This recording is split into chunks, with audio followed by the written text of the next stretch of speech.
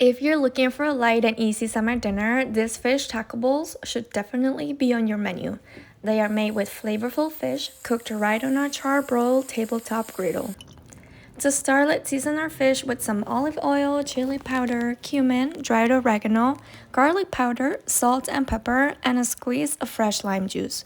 We use cod, but you can use any type of fish you want. Preheat your griddle to medium heat and add a few drizzles of oil.